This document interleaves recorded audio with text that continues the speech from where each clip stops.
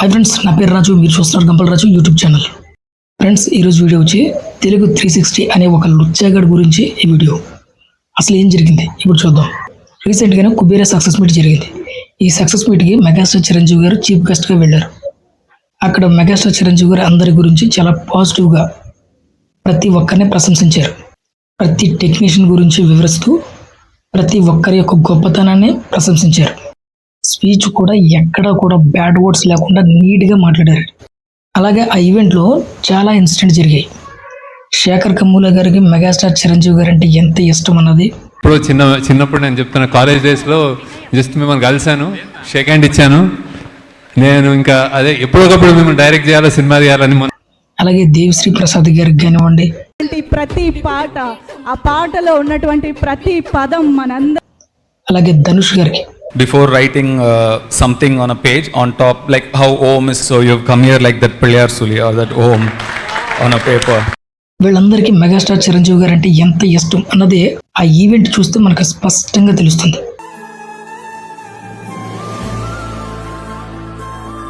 Sir Chiranjeevi sir,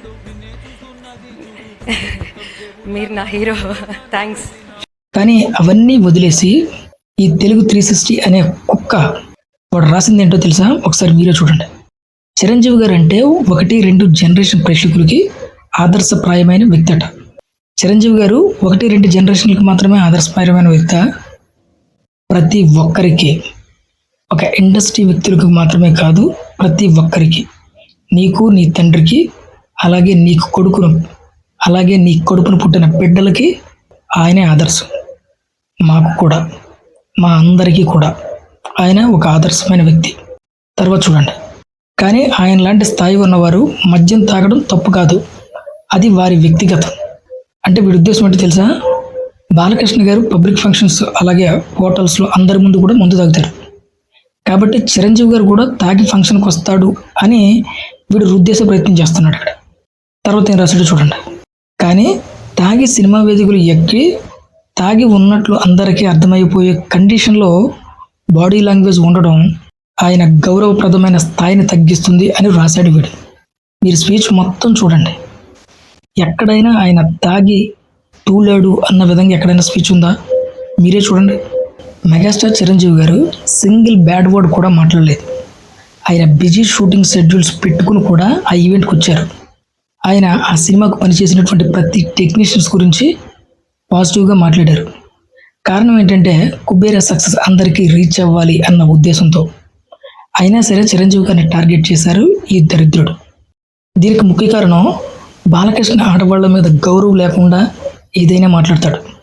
కాబట్టి చిరంజీవి గారు కూడా వారి మీద గౌరవం లేదు అనే ఏదో విధంగా ప్రూవ్ చేయాలి అని వీడి కోరిక. ఫ్యాన్ వార్ చేసుకునే వాళ్ళు అంటే అర్థం చేసుకోవచ్చు. కానీ క్రిటిక్స్, ఫిల్మ్ అనలిస్ట్ ముసుగులో ఉన్న ఈ కులగజ్జి కుక్కలు అదే పనిగా ఎన్నేళ్ల నుండో ఆయన టార్గెట్ చేస్తూనే ఉన్నారు. పొత్తు ఉందని తెలిసి పవన్ కళ్యాణ్ గారు చేసినటువంటి సాయం తెలిసి కూడా చిరంజీవి గారి మీద ఎంతలా బరి తగ్గించి రాస్తున్నారంటే మీరు రోజు పెంట తిని ఉచ్చతాగే సన్నాసులని అర్థమవుతుంది. మిమ్మల్ని తిట్టడానికి కొత్త తిట్లు కూడా వెతుక్కోవాల్సి వస్తుంది. ఇప్పుడు మీరు అభిమానించేటువంటి హీరోల గురించి కొన్ని ఆనుమత్యాలు ఇప్పుడు చూద్దాం. ఆయన ఏమైనా మీరు అభిమానించే హీరో మాదిరిగా సెట్లో సామాన్లు, ఇంట్లో వస్తువులు దొంగతనం చేసుకుని పట్టుకుపోయాడా? లేదంటే సినిమా ప్రీ రిలీజ్ ఈవెంట్కి మందు తీసుకుని వచ్చాడా?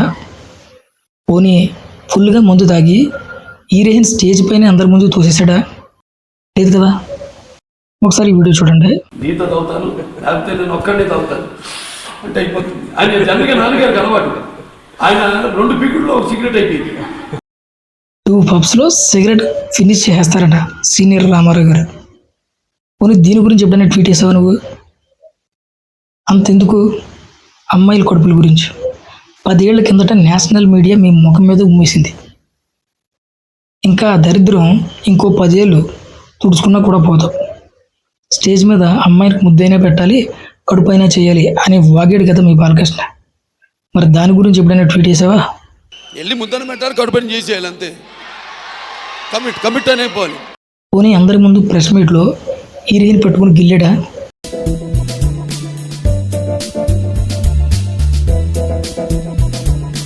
పోనీ ఎవరూ లేనప్పుడు హీరోయిన్స్ని సెక్షువల్గా టార్చర్ చేశాడా? He said, just tell me in the middle of the night or day, whenever you need me to rub your back, I'll come to your room to give you a rub. Only shooting జరుగుతున్నప్పుడు heroines rooms వెళ్ళి గదిలోకి రమ్మని తలుపులు కొట్టాడా? So I'm meeting the main hero of the picture. Come to my room, அப்படின்னு சொல்லி சொன்னாரு. Come to my room, அப்படின்னு சொல்லி சொன்னாరు. వీటికి సంబంధించిన ట్వీట్స్ ఒక్కటైనా ఒక్కటే మీ కులగజ్జి మీడియాలో ఎక్కడైనా రాసావా? అలాంటిది ఏమీ లేకుండానే ట్వీట్ వేసి మళ్ళీ డిలీట్ చేయడం. దమ్ము లేనప్పుడు ఎందుకురా ట్వీట్ డిలీట్ చేయడం? నీకు గౌరవం అంటే మనం చెప్పుకుంటే రాదు. దేశంలో ఏ భాష హీరో అయినా వ్యక్తిత్వాన్ని బట్టే గౌరవం ఇస్తారు. అది ఓన్లీ మెగాస్టార్ చిరంజీవి గారికి మాత్రమే సాధ్యం. అదే ఈవెంట్లో ధనుష్ 2 సార్లు చిరంజీవి గారి కాళ్లకు నమస్కారం చేశాడు. పైగా అతను మన తెలుగు యాక్టర్ కూడా కాదు, పక్క స్టేట్ యాక్టర్. కాళ్లకు నమస్కారం చేస్తే సింగిల్ వీడియో కూడా లేదు నీ కుక్క నుండి. రే లుచ్చానా కొడుక, నువ్వు నిజంగా రాద్దామనుకుంటే విరాళం ఇవ్వడానికి వచ్చిన ఓ పెద్ద మనిషి కుటుంబంలో ఆడకూతురికి కడుపు చేశాడుగా, వాడి గురించి రాయి.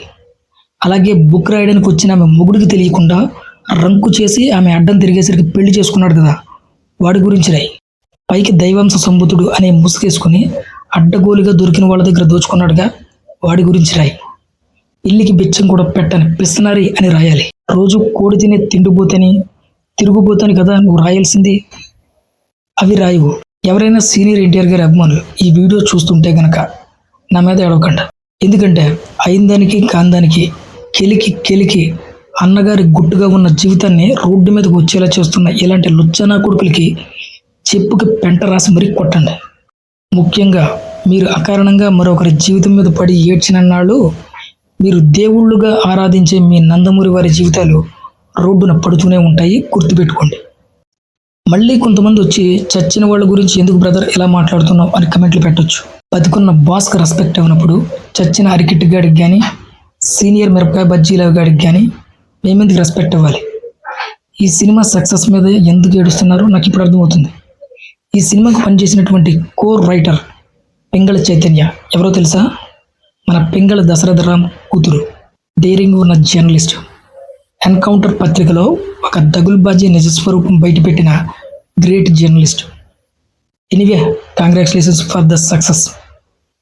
ఏదైనా కానీ బాసు, నువ్వు మమ్మల్ని ఎంటర్టైన్ చేసావు అన్నది పక్కన పెడితే నీ మీద ఎంత గర్జి పెట్టుకుని ఒక ఎకో సిస్టమ్ ఎదుర్కొని ఒక ఎంపైర్ని క్రియేట్ చేసావు చూడు, ఇది చాలు బాసు నీకు సలాం కొట్టడానికి.